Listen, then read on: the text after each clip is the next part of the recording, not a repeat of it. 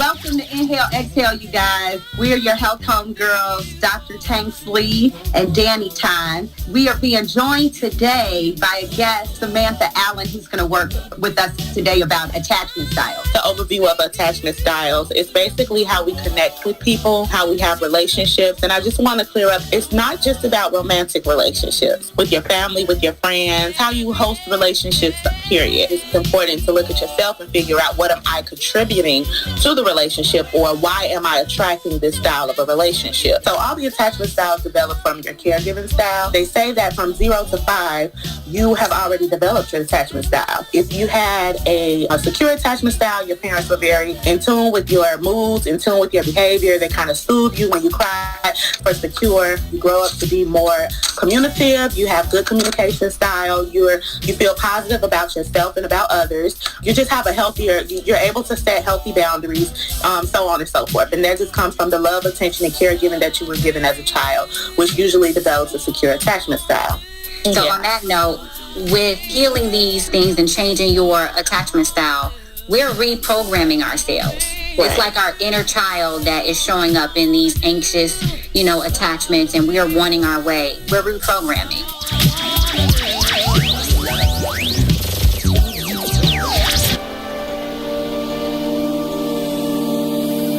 Ascension. Coming from where I'm from. Every season's hot where I'm from. Seems like everybody got a op where I'm from.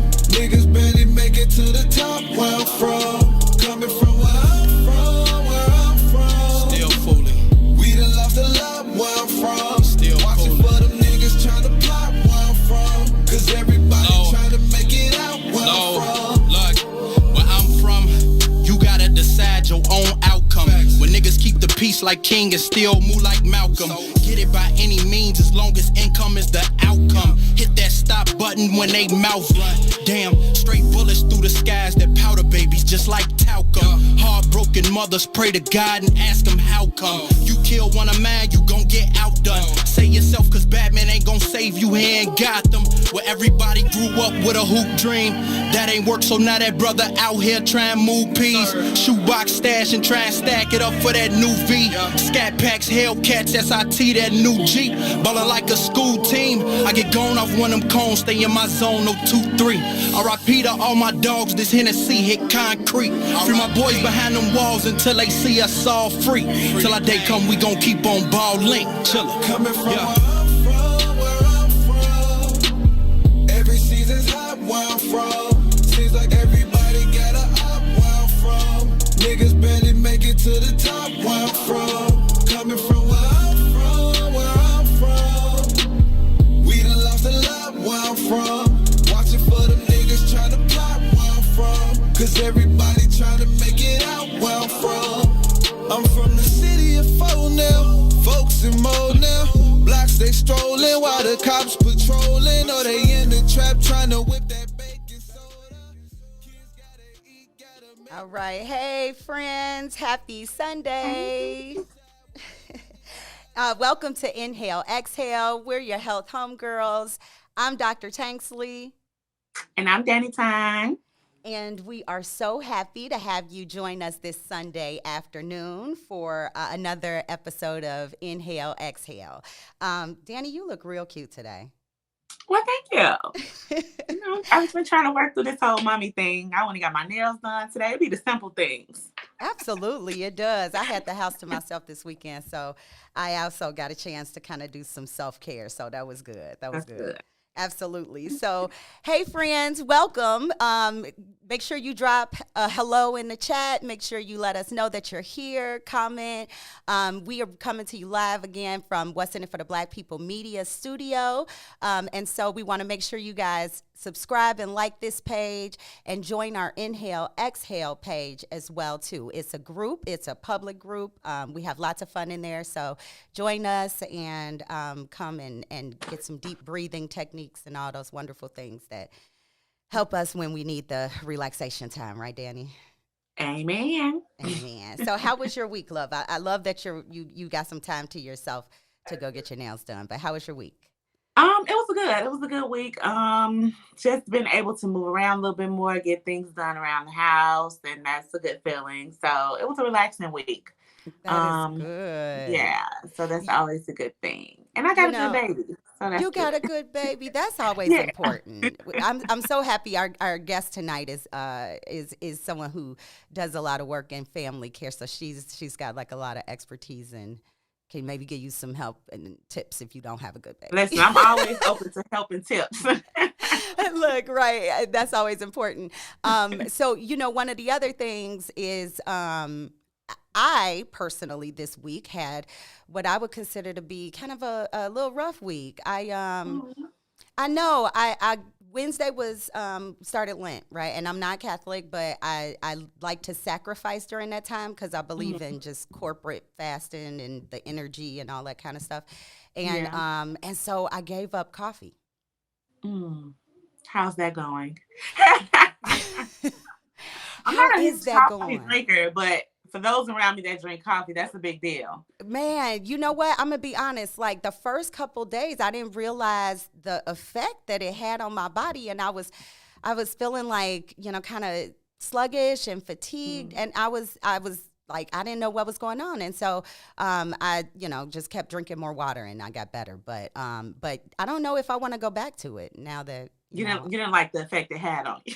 I didn't. I'm a rebel. I don't like anything that has more power over me than right. And so I was like, I don't know. That was a moment of awareness. See, fasting got some good things in it. You learned something about yourself. Yes, I did. I learned that I don't like being addicted to coffee. So who we got out here today? Right. Hey, Sissy, my sister is joining us. Hey, Tomorrow and Tiger Lily. Tomorrow.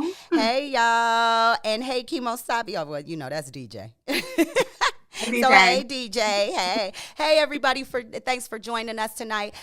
This is going to be a really, really, really good week. I'm so excited. I am so excited to have this conversation. So let me just kind of set a little bit of the stage before I bring my guest on stage. I'm going to set the stage a little bit before I bring her on. So this is Black History Month, as we know, and, many of us, my rebellious self included, say every day is Black History Month, but this is the month where everybody else shows awareness for us, right? And so I wanted to make sure that during this month, we also don't forget that it's also American Heart Month.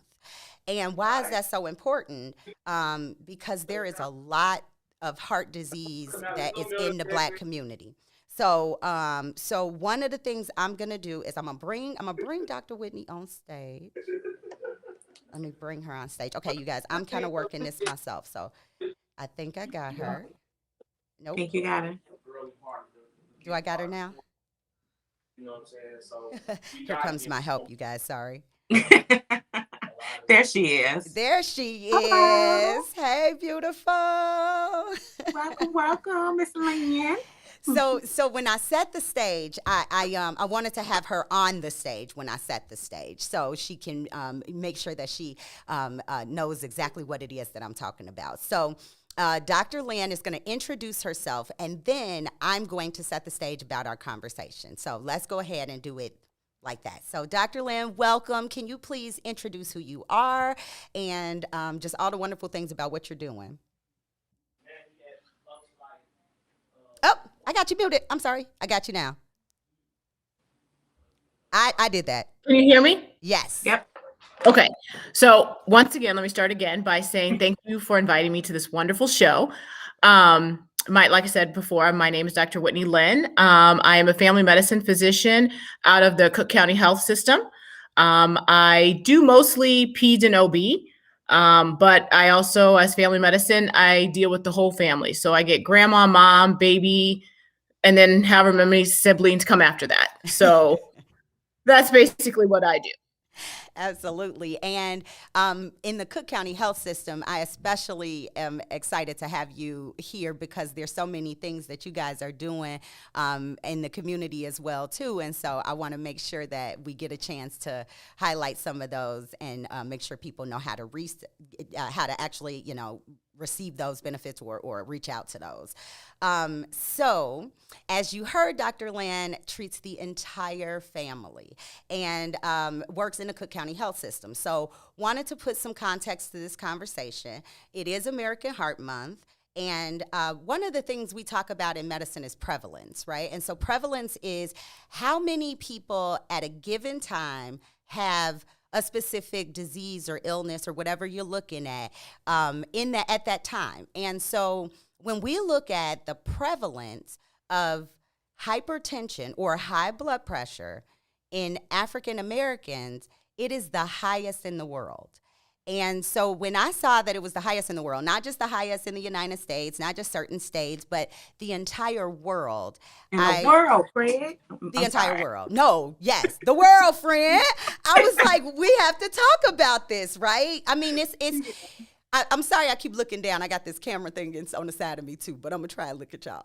But it's absolutely crazy that it's so prevalent. So I wrote down a few stats. I actually brought some notes today, and so I'm gonna read them because I want to make sure that we have some context for our conversation.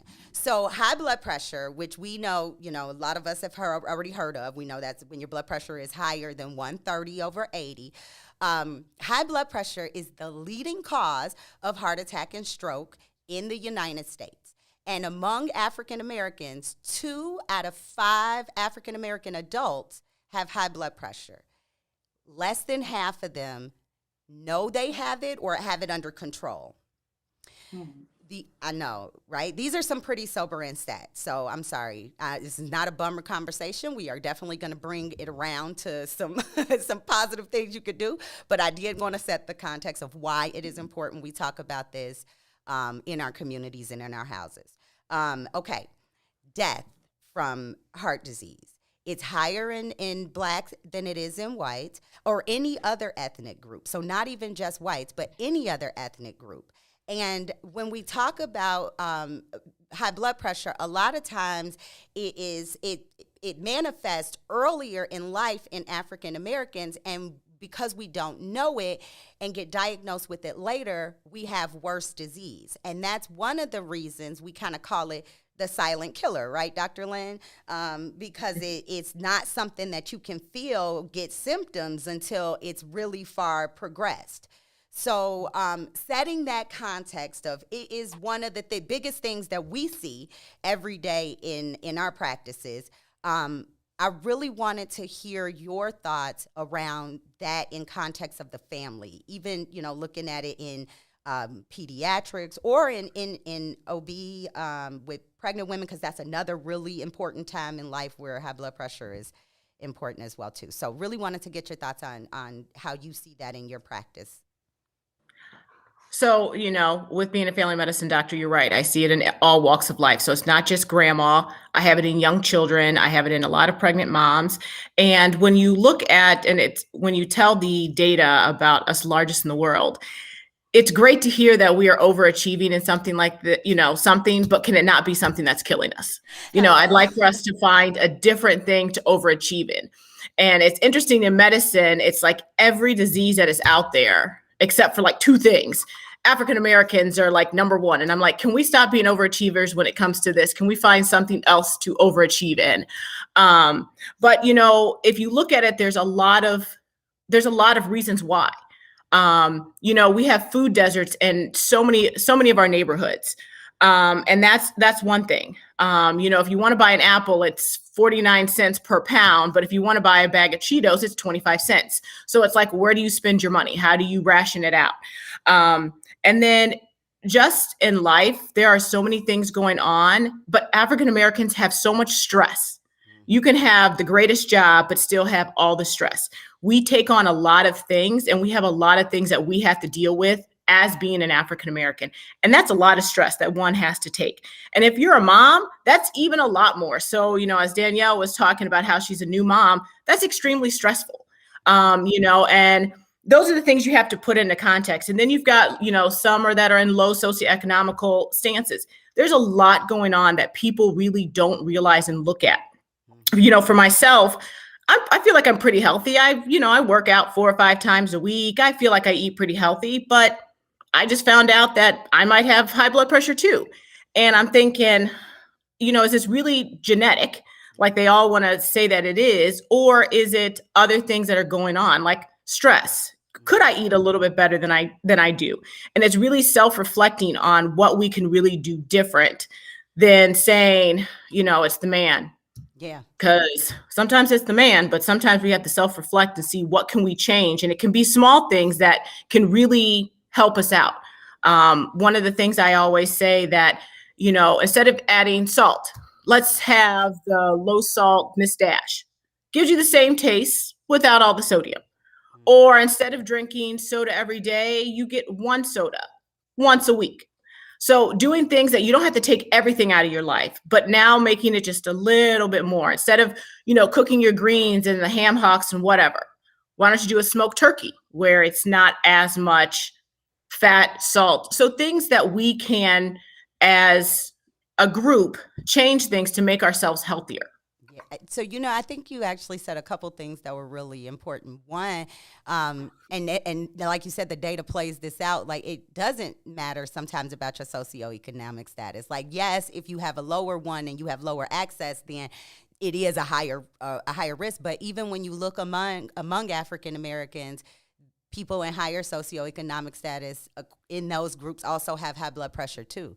And I think that does speak a lot to what you were just saying. Like, I was talking to a friend and she's like, just like there's generational wealth, there's generational health, right? And so what are some of those things that we have learned that we may be able to undo that may be healthier for us? And speaking along the family, I used to see kids getting Flamin' Hots and honey buns for breakfast, right? And it's like, is that something, and that's a setup for high blood pressure when they get older. Mm-hmm. And so it's like, maybe even if they are making better choices, or getting better choices at breakfast time at home or even at school, then maybe they wouldn't, go for that first thing in the morning. Mm-hmm. I don't know. I like Flamin' Hots myself, but I don't eat them first thing in the morning. So yeah. Well, Dr. Lynn, I want to ask a question there. Like, as far as what I just said, generational health, a lot of things that we teach our children are things that we've done. So, like, how would you tackle, as a family provider, that family dynamic where if this child is eating Flamin' Hots and honey buns for breakfast, this is okay? Like, this has been shown that this is okay. Maybe mom eats that way or dad eats that way, or, it's just a thing where you grab something quick, it's cheap, whatever it is. How do you tackle that as a family physician with the generational choices that we make, that we pass along to our children? So I started even preconception, so when my mothers are, pregnant, I'm like, you must have something green in your diet every single day, and green M&Ms do not count. So it's getting them started and saying, hey, these green vegetables actually help the brain and spine development of your child. Mm-hmm. When they come out, and, we talk about breastfeeding, that's one thing, but then when they're able to start eating at that 4 months to 6 months, I'm like, okay, you introduce new foods, it's fruit, then vegetable, fruit, then vegetable. And I always say, if you don't do fruit and vegetable, baby won't eat any vegetables. Mm-hmm. Because all they want are the fruits, because it tastes so great.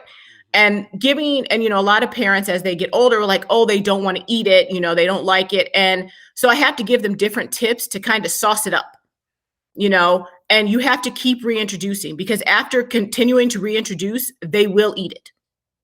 I have 2 children. One kid will eat every vegetable sitting on the plate. The other one, I feel like I have to shove it down his throat. But I keep reintroducing to now he's like, oh, mommy, yes, broccoli. Mm-hmm. And I also remind patients that frozen and fresh have the same nutritional value. I tell my patients no cans, as well as canned vegetables cost as much as frozen. Mm-hmm. So there is no difference. Mm-hmm. And that's what a lot of people think, like, oh, the cans are cheaper. No, they're not. They're actually the same price. But giving them different ways to jazz it up. Like, I'll say, put it in the oven, put a little olive oil on it, put a little, Mrs. Dash, stuff like that to like season it up. And you'd be surprised how many people, kids, adults, grandparents will actually gravitate towards that. So it's honestly giving other options of what you can do. And can you give a little insight to why the canned goods are not the best choice? Because it has preservatives in it. Mm-hmm. So the preservatives and the sodium content is very big. So if you look at like ramen noodles, yes, it is easy to do. Yes, it tastes so great. But if you look at the sodium content, just one of them is like 3 days worth of sodium. You know, and if you're eating it for one meal, you still got the rest of the day to go. Right. So it's like I said, it's finding those various things. And even if you got the ramen noodles, a lot of times I'm like, just do half the packet. Mm-hmm. Don't put the whole packet in there. At least do half of it because you're not going to get as much, because some people don't have that option. And I get it. Mm-hmm. But then let's figure out how we can decrease at least your intake. Let's not take the whole thing. Let's just decrease it. And I think that's a very important point that you make, because a lot of it is educating yourself, learning new things. Like for me, this is my third baby, but I'm excited now. We have this like baby NutriBullet. So away from where I used to go buy the baby food, I'm so excited to now I get to make, you know, your baby food and pair fruits and vegetables and things like that. So as you learn and you know better, you do better. But then also considering the population that don't have certain options. And this is what I know. And I like that you pointed out things that we can do different, because the one of the bigger things is like a lot of people feel like I just can't do this anymore, which will make them stray away from making better choices. Whereas cutting back or moderation, or you can just have it on this day, or have half, or take one slice of bread away from your sandwich. I think those are good points to put out there, because it takes some time to kind of relearn behaviors, and we kind of pass that along generationally. So it's important for us to point out that taking back and boundaries can also be a good step to doing better. Right. And the other thing is also letting people know how it can change down the line, like how it can affect you. Like if we don't get this under control now, what can this do? One of the things I tell my men who have high blood pressure and diabetes, if you don't get this under control, you're not going to be able to have sex. And Viagra can only help you so much. And let me tell you, you know how often that will change a man's mind? Absolutely. I mean, it's serious. And tell them that some of the medications to treat it will make them unable to have sex as well. Right. Right. So, it's kind of just going back to saying, well, you can listen to me if you don't want to, and they'll see once that things start to change, they'll be like, oh, Dr. Lynn, I don't need it anymore because I know that. If you just would have done this from the beginning, we wouldn't be in this situation. But once you start listening to me, and once you start making these changes that will affect your life better, they get to have sex whenever they want. And it's like, yippee. Exactly. So, once again, it's kind of breaking down, like, how will this affect my life? You don't want to be blind? Okay.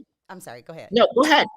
No, I was just saying, I'm glad that you said that, because I think that one of the things we talk about a lot is or one of the things that people think a lot is if they start on medication or those kind of things, that they're stuck on it forever. And it sounds like you really encourage your patients to do lifestyle changes as well, too, so that you can kind of, see if they really do need to be on those medications or not. So would you talk just a little bit about that? Is that kind of the strategy you take, or what do you tell people when they say, am I going to be on this forever if I do have to start taking a medication? So one, it kind of depends on what their readings are. I mean, if they're in the 190s, 110s, they're probably going to be on it for the rest of their life. But the amount of medication is what is important to them. Because if you look at studies, to really control someone who's not controlled, it takes 3 medications, So I tell a lot of patients, if you're only on one, you're doing good. Granted, the job is to get you off of it. But if you're on 1 versus 3, you're doing a lot better. And even patients they enjoy to hear the fact that, okay, I might be on 3 now, but I can get down to 1. And that makes them feel better. And so that's one of the things that we have to do, because even with some medications, you have to take 2 or 3 times a day. And we have to be honest with ourselves. If we're looking at our patients who are working potentially 1 or 2 jobs, or just one, taking something twice a day, 3 times a day, it's not going to get it controlled. And they might not have the time nor the means to take those medications as much. And we also had to think about that. And so it's reminding patients like, hey, I don't want this to happen to you. What can we do? And really breaking down what they do in their day to day. And I really only pull one thing back at a time. I don't overwhelm them, because if you overwhelm them, they feel like they're going to fail. And once they fail, they give up. So I literally just take one thing away at a time. I'm like, okay, let's try this first. And then we'll come back around and then circle, okay, what can we do next? And that gives at least the patients to take some kind of ownership in their health and saying, yeah, I can do this. Like, this isn't that big. I could really do this. And even if it comes to exercising, I don't want you to go out there and run a marathon, but why don't we walk around the block twice a day? Absolutely. You know, Absolutely. like I said, making things that they can actually do. Absolutely. Yeah. I actually wrote down, I told you guys I really prepared for this today. So I actually wrote down some stats, and I'm glad that you mentioned that, Dr. Lynn, because a lot of times people will come, especially in the integrative work that I do, and they'll think that they can just use herbal medications or just use lifestyle modification, but their blood pressure is in the 190s over the 110s or something like that. And so I actually wanted to pull the data so we could talk about this because, one study, like you said, just moving around, doing some aerobic exercise and things like that can lower the systolic, so the top number, 4 points, or, you know, and then the lower 4.5, the lower number, the diastolic, 4.5%. If in 2017 they looked at some Tai Chi, that lowered it about 10 millimeters of mercury on the diastolic number, which is the bottom number, and then 15 on the top. So if you're 190 and you're doing, you know, all the weight loss, all of the diet and lifestyle and all of those things, maybe you can get down to about 160, 150s, right? But that's still not where we would want you to be, because that's still not the goal that you need to be at for your organs to be operating at the best function, not putting too much pressure on your kidneys, on your brain, you know, your heart, all of those things. So you still need something to help lower you down to the at least less than 130 over 80. And I think that when you mentioned that put a lot in context, that you can do all of these things. And I think people should do all of them. But keeping in mind that sometimes, you know, if you're on one medicine versus 3, like you said, then you're still winning, you know? Yeah. Absolutely. Okay. So wanted to thank you for bringing that up. So any other things that what do you tell kids who have high blood pressure? Like, how do you deal with that? So for kids, it's, you know, once again, it's more talking with the family and figuring out how we can change it. Because one of the things sometimes, you know, a lot of families says, oh, well, everyone in the house has high blood pressure. It's genetic, but then everybody else is also obese. So it's really bringing back to the fact that, no, it's something that we have to change. The whole family has to be a part of. And it's not fair to put one child on one type of diet and then not everyone else do it, because for it to really work, the whole family has to do it together. It has to be a supportive thing to really change if you want to see it. And I think a lot of patients actually really do it. And, you know, majority of our patients, and as well as ourselves as African Americans, we are multi-generational that live in a home. And so I look even to myself, you know, my mother lives with us. It's not just one person that's affected. So we have to change the whole dynamic of the family together to show we need to do better. Like we, not you, not him, not she, but we need to do better. I mean, it comes to, like, even when it comes to smoking, you know, you have to get everyone involved to say, how does this affect everyone in this house if you continue to do this? And, you know, just bringing it to those levels. So there's actually a question, Danny. I don't know if you saw this question in the chat, so I'm going to just throw it out here. Hey, Tanika, how are you? Hey, Tanika. And so she asks, what happens when the side effects of the medicine affects you more than the high blood pressure? And so speaking to when you're taking medication, what happens? What's the strategy you take when someone's not really tolerating the medicine? One of the things I do is either I'll half it, but sometimes I have to ask what the side effects are, because sometimes it's one of those placebo effects. They read it on the pamphlet and they say, oh yeah, that's me. I have that too. And so I really have to know what the side effects are and what they're feeling. A lot of times I can either take half of the medication and they'll be fine. So find a different way of taking it. So don't take it in the morning, take it at night, or take it with food, things like that. And then if they still have them, then we'll just switch to another one. I mean, we have like 600 million, you know, high blood pressure medications out there. And so we can always move to something else and try something else. Do you tend to see that with one medication versus another? I know with diuretics, which are the ones that we typically call water pills, right? Yeah. The way that it works is it lowers your blood pressure by causing you to urinate more. But I'll sometimes have people come back and be like, I'm not tolerating this medicine, like I'm peeing all day. And it's like, okay, so let's talk again about the way that it works. And I know a lot of times in those cases, if we change the timing of it, then they don't feel, especially if they're taking it later, then they're not getting up all night to go. But do you notice with any other like medications?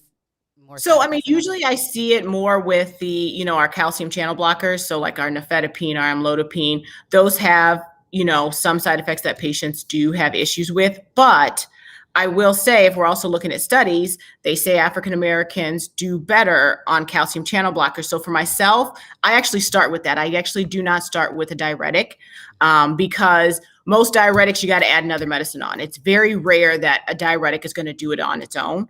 And I've seen more calcium channel blocker medications do it with just one. And once again, I'm trying to give my patients to have that autonomy to say, oh, it's just one, I'm doing really well, and how can we improve it so I can get off of this one? So I usually go with a calcium channel blocker first, then a diuretic, because nobody wants to pee. And that was the AHEF trial, right? Like that's absolutely, the number of times that I see people start with something like lisinopril or enalapril or like an ACE inhibitor in an African American, and I'm like, unless they have some kidney disease, it's really better to kind of go with the calcium channel blocker. So I'm glad you said that, because a lot of people will ask me that too, like what medicines are best for African Americans. So on that note, Dr. Lynn, I am glad that you are joining us. You are giving us some really good information, right, Danny? Yes. We learning a lot. So we're coming up on our break. Oh, I'm sorry. Look, we're coming up on our break, Danny. You want to save it for the other side? Yep, we can. Okay. We're going to save it for the other side. Danny's going to ask you an amazing question, because she is full of amazing questions. And then, I wanted to kind of tie in the Black History Month with this as well, too. So on the other side, we'll come back and we'll still talk about heart health as you guys want to, but want to definitely get your thoughts on some of the ways that we can help our Black patients in these settings that we see them in. So in 2 minutes. WIFTVPM. Parenting in a Pandemic, powered by the Chicagoland Mom Squad, hosted by me, Tennille Jackson. Today's guest will be Beulah McLeod. It's not 2021 that this is getting fixed. Focus on your child, and let's figure out what's going to work individually for you, but respect that people are making for them, and don't shame them for them. Everybody makes different choices for different reasons, and you don't know what somebody's situation is. And equity is not giving everybody the same thing. Equity is giving everybody what he or she needs to be successful. If you want to do remote should be high quality. If you want to come back, it should be high quality. It's not necessarily about the mode of delivery. It's about what is the quality level of any of those particular modes. We have to have empathy. Right now, I can see the teachers' argument. A lot of them are scared. I get that, right? I get the parents' argument. Everybody experiences that level of, I don't know how to help my baby with this thing. So parents are frustrated. We gotta just try to see each other's perspective, and I don't think we do enough of that. I think we get locked into our own viewpoint. This is what I think, and that's just it, and that's why we can never get to a solution. We need options, because everything is not going to be good for everybody.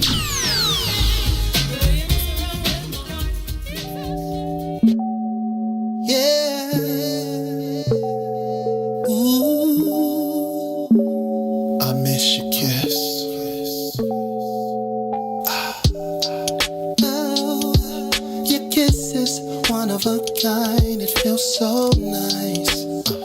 Girl, you do it right. I miss.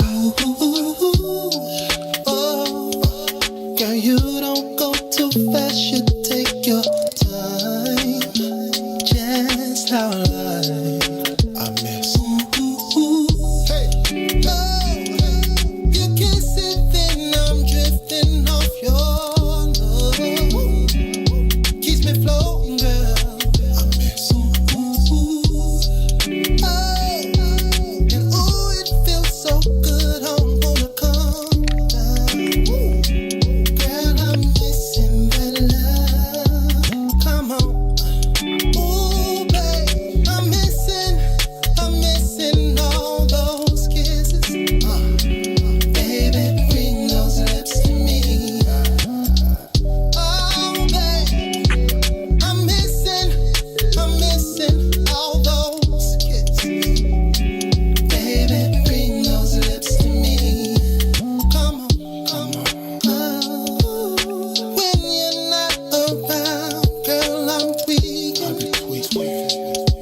I be hearing things. Oh, yeah.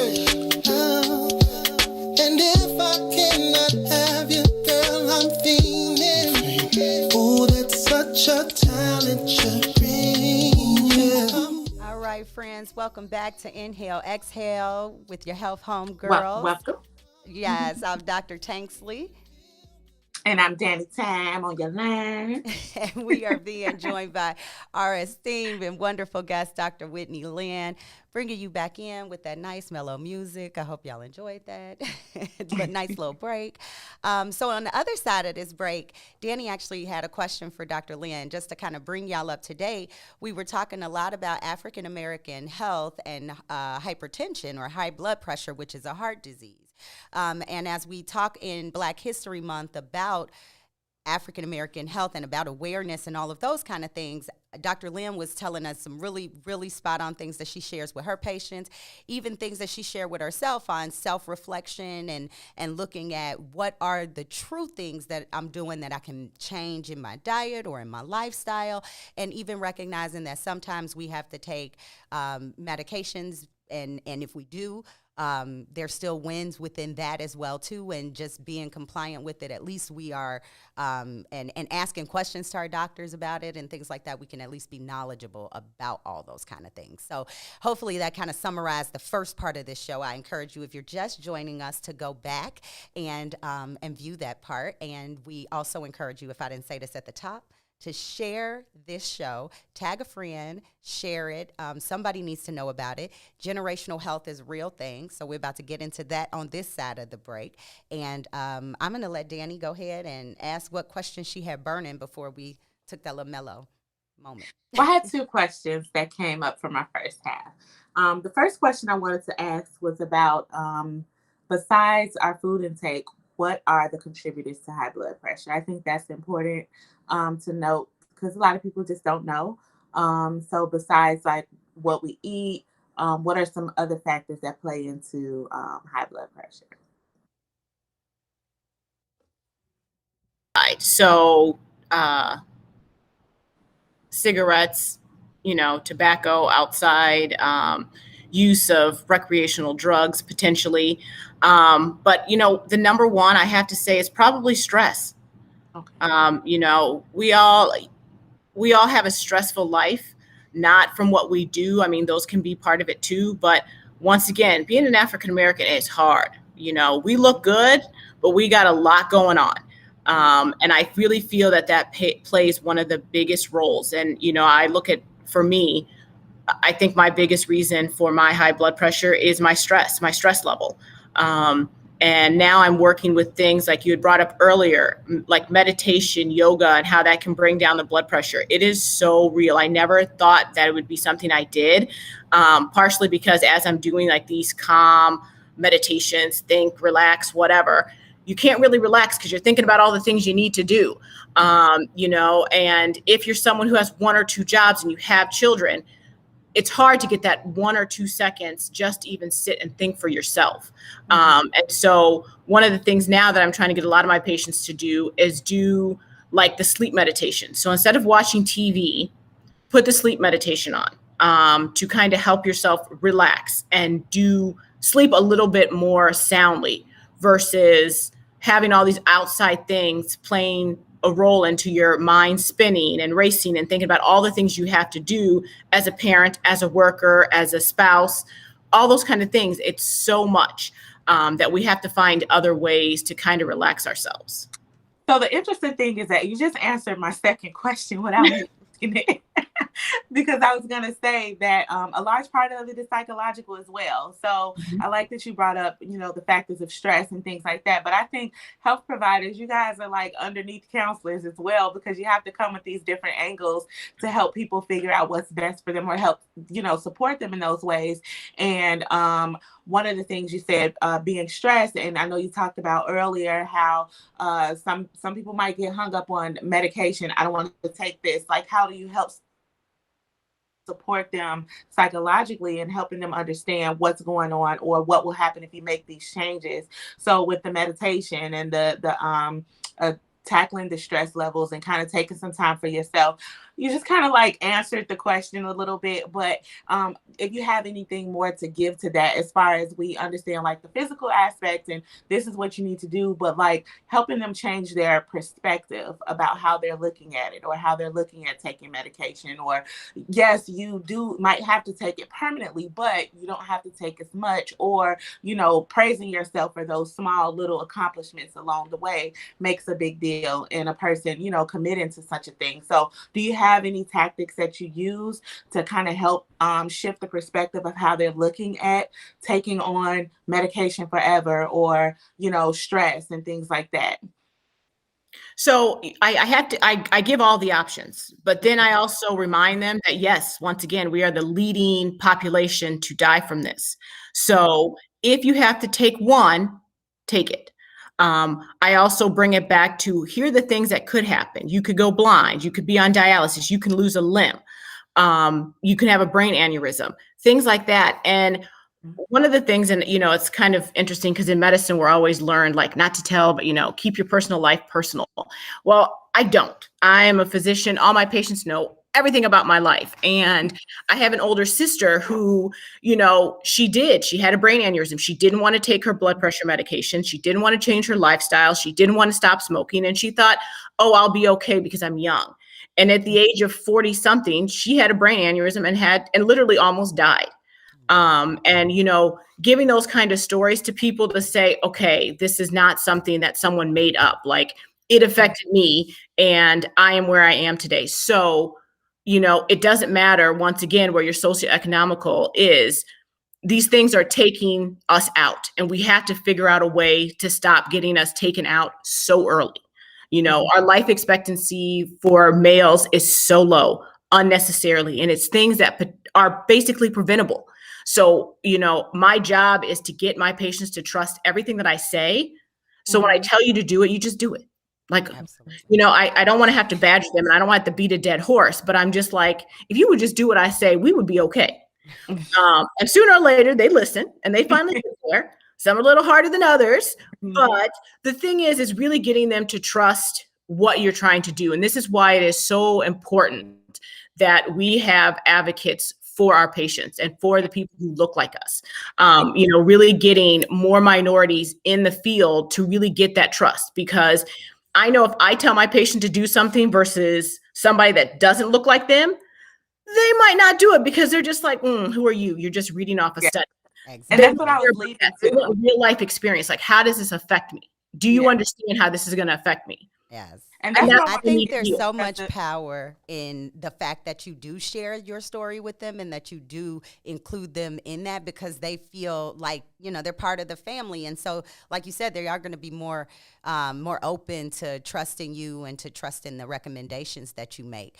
I think, Danny, if I'm off, you jump in, but that's the conversation I want to have now. That's honestly where I wanted to go this half. Right, to say, like, that was what I was leading to as far as the distrust. Like, we're speaking on and tackling minorities or African Americans specifically because of the leading it affects us the most. But so in another part of the healthcare piece is the distrust. So that's actually where I was going with the question of like building the trust and having, I guess, how important do you feel it is for an African-American doctor? You know, do you think that there is a difference, which you kind of sort of answered a little bit, whereas where your Black doctor tells you this versus another provider of another race, and even with that, how do you become culturally competent? Like, how do you, as a provider, if you're not a Black doctor, what advice would you have with dealing with the Black population? And this is a thing where trust is an issue with health, or, you know, so on and so forth. What would you speak to, or what would you say to another provider of another race and have a population of us? How would you like, you do a lot of teaching, right? You do a lot of teaching at county. So like, what are some of the things that you do or teach? You know, it's hard to teach somebody to be culturally competent, but I'm sure there's some strategies you use. Right. And so you really, for a lot of the providers who don't get it, you kind of have to like break it down for them. And it's not just a module you can take. It's not just something that you can read, but you really have to have that conversation for them to really understand, because a lot of our physicians who don't look like us are always just like, well, I don't understand why they won't take their medicine. It's not like it's not free, things like that. Well, I don't understand why they can't buy certain foods because they get assistance. And, it's really them trying, you really have to break it down for them. Well, let me tell you why. Or when they're just like, well, they spend all their money on their clothes versus doing this, or, oh no, they don't like to really drink water. And that's why they have these kidney problems. And it's all these assumptions versus really understanding, well, why doesn't my patient drink a lot of water? Oh, is it because their water system of where they live has such bad lead or has such bad contaminants versus being like in Wicker Park? It's really trying to really understand what they have. Yes, they might get assistance from the government, but if you have a food desert that doesn't have fresh produce and they don't have a car, and for just them to come and see you, they're taking 2 or 3 buses, you have to understand what they are going through. And if you don't understand that, then you're never going to do better for them. They're always going to be in this rut, regardless if they're on 5 or 6 medications. If you don't understand what's going on in their life, you're not understanding that holistic of a person. And those are the things that, we really need to teach people. And even when it comes to studies, we go study after study after study. And people are like, well, I read this study and you're supposed to do this. Well, if you didn't look at the study to see how many African Americans were used or how many brown people were used, then I can't go to say to my patients, you should do this because this study said this, because we weren't represented. Absolutely. I can easily tell patients about the COVID vaccine because I know the breakdown. I know how many African Americans and Latinos were used in that thing, and that helps bring patients in. But if you have studies who are saying, oh, you're only supposed to get cancer screening at 50 years old, but we are African Americans. We are number 1 at that too. So we're high risk. So we should be getting screened earlier. And those kind of things our physicians, if you don't look like us, you are not thinking about. If you're looking at mammograms, yes, it says every 2 years, but for high risk populations, every Black person is considered high risk. Walking in the door, wherever you go, I don't care how much money, I don't care if you've got Bill Gates money, you still have the same issues that everyone, even in a poor neighborhood, has. And people want to separate them, and they cannot be separated. Preach, Dr. Lynn. Yeah. Look, it's Sunday. Hallelujah. That was Love it. I could have, oh my gosh, that was amazing. And I think you are so spot on. And when we work in these academic institutions, it's so important to have providers like you that say this, because so many people just walk with their head down and read the studies, and it's like, come on. Oh my gosh, I just love you. One of the things, so we used to do something when I was in academics where we used to take a tour of the South Side of Chicago, and what we would actually talk through, a lot of the economic challenges people were, and we would show them, here's the grocery store and here's where your patient lives, just to put that visual, aspect to it as well too. That kind of, I don't know if they still do that, but I thought it was a way to visually, it was really impactful. And we would also along the way talk about a lot of African-American history. So speaking of that, just what are some of the things, or how do you, one of the problems we see, obviously, is that we want us to see physicians that look like us, but there aren't a lot. So, and then after we do that, I do want to ask you another question that's kind of heart related. But anyway, so can you speak to how do people find physicians that look like them, or even began to seek those kind of things out? Looking at, if you with your insurance. So regardless if you have Medicaid, Medicare, private insurance, HMO, each site has a directory of what your physicians look like. As an African-American patient, I look every single time. I got to know what my physician looks like. My sister, actually, it was difficult for her to find, an African-American physician. So she actually called the insurance company and was like, tell me all the African-American physicians that you have that I can see under my insurance. Yeah. And yes, it was an extra step, but it's a big deal. My physician used to work in private, and now she works for an FQHC. And yep, that's right. Dr. Lynn was like, I'll be in Humboldt Park. I will see you at that FQHC because why? I trust you. And even though I'm a physician and I know what should be going on, I have mistrust. So I get it. So even when I went in with my high blood pressure, not knowing I had high blood pressure, the doctor who I was in front of was like, oh, we can, we'll give this some time and we'll check again. No, we are not going to do that. That's not what we're going to do. And it's once again that you're supposed to be trusting what someone is saying is to you. But when I'm listening to her, I'm like, no, that's not what you're supposed to do.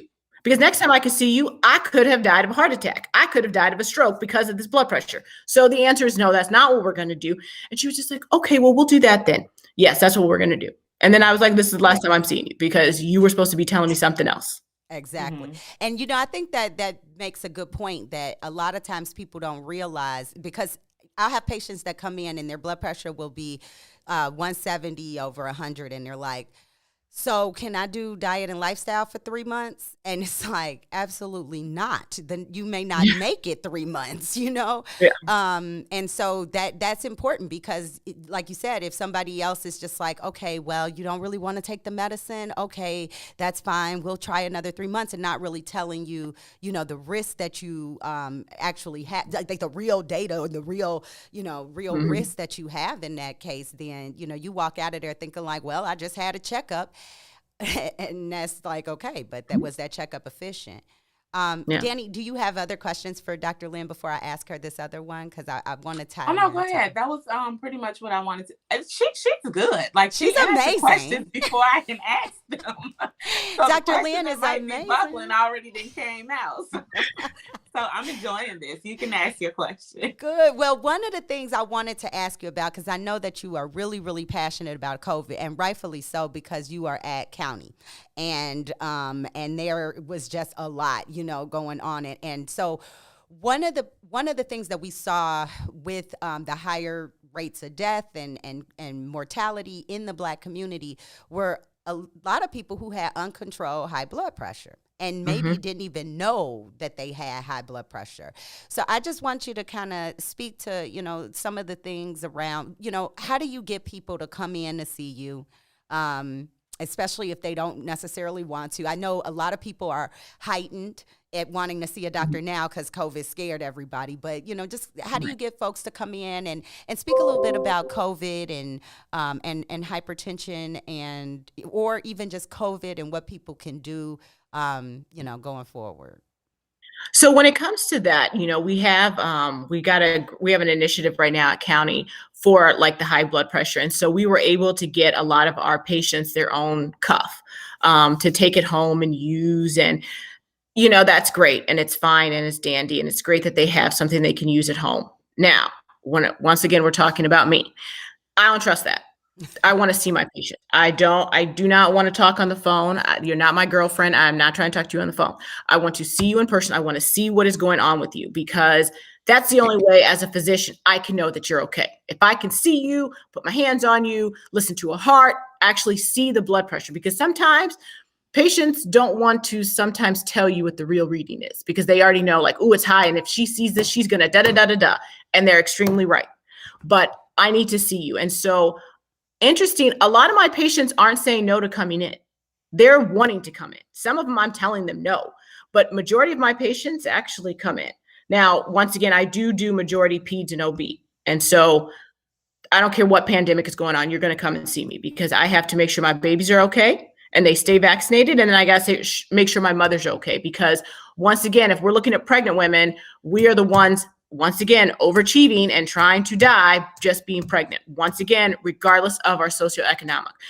And we see so many women with high blood pressure during pregnancy that is not being seen, and we have poor outcomes because of it. So for my mothers, I got to see you in person. I have to check your blood pressure myself because that's the only one I'm going to trust.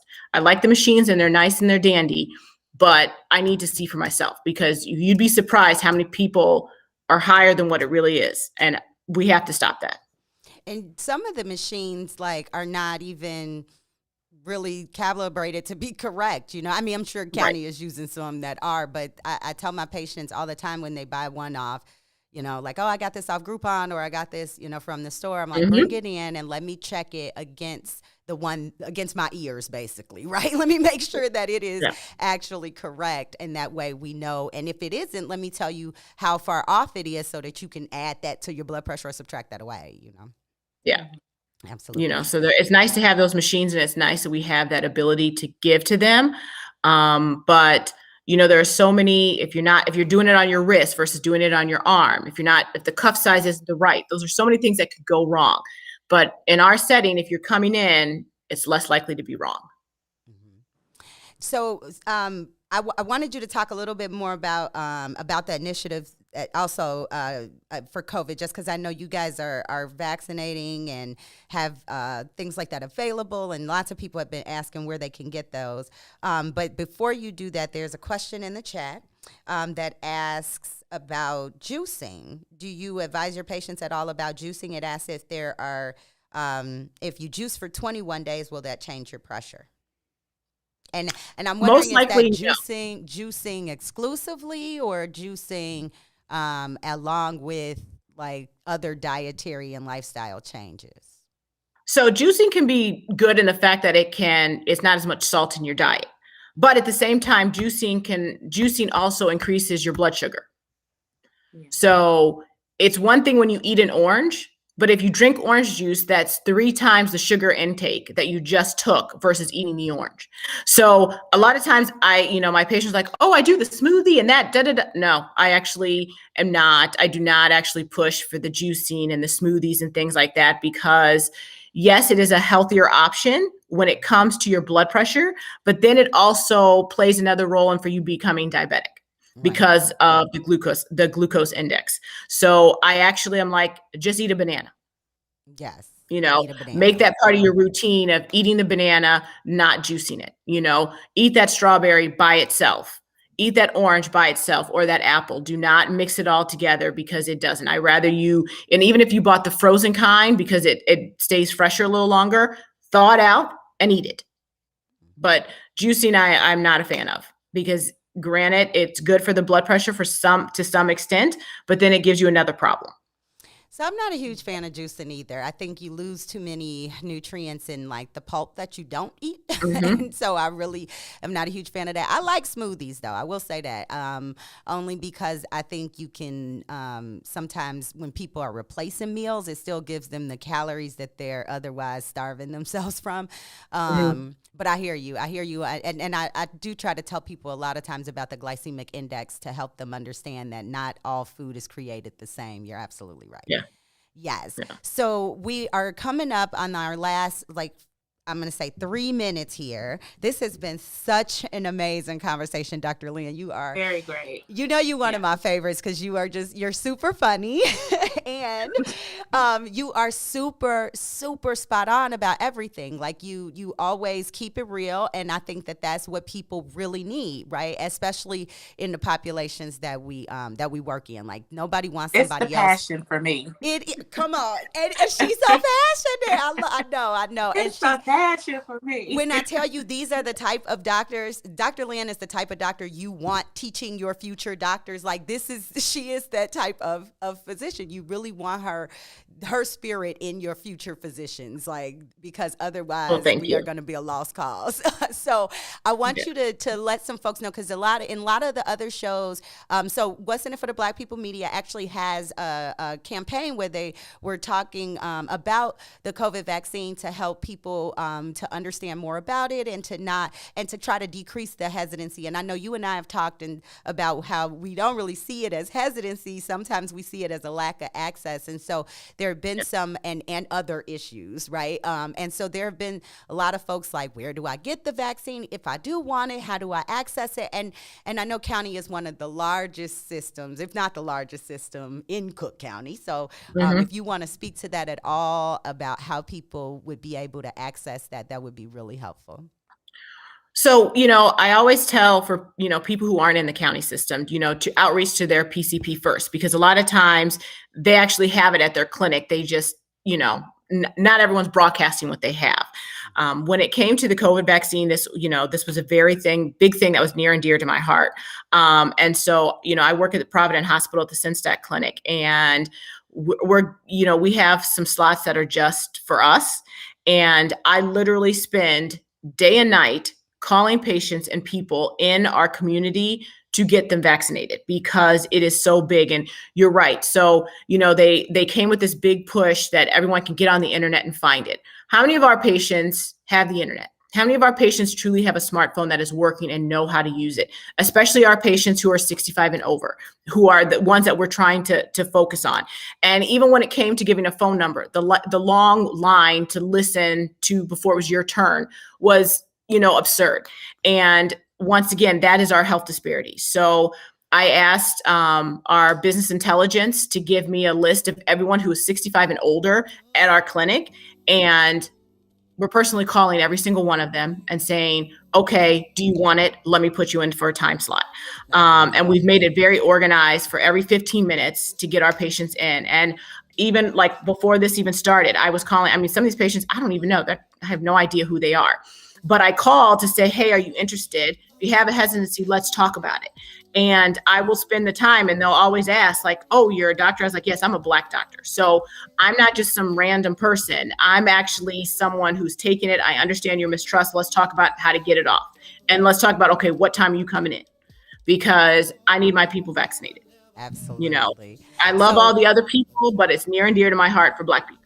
Absolutely. And I'm so grateful that you are doing that and that people can reach out to, like you said, their primary care physicians. Most of us do have it in office. And if not, then looking at the larger Cook County system. So thank you, Dr. Lynn, for always advocating for the health of African Americans. And don't be surprised if people start looking for you, Dr. Lynn. They gonna look for you. Usually no one is checking for me. They will be looking for you because lots of people want a Black OB. And I'm going to tell you, she is so dope. So just so y'all know, she is so dope on so many different levels. So thank you again, Dr. Lynn. Thank you to all of our faithful, inhale, exhale watchers. I'm Dr. Tanksley. And that's my Danny time. That's right. And we are out of here. We'll see y'all next week. 5 p.m. Bye, everybody. And I never thought I'd feel this way. Then you came along and proved me wrong. Oh no, I never had an interest until I met you. And I don't know if it's real, or is it just a phase I go through. But I feel that it's true. We don't need no labels, babe. What we got is something different. We don't need no labels, babe. Lady, we don't need no labels to show that what we have is something special. For sure.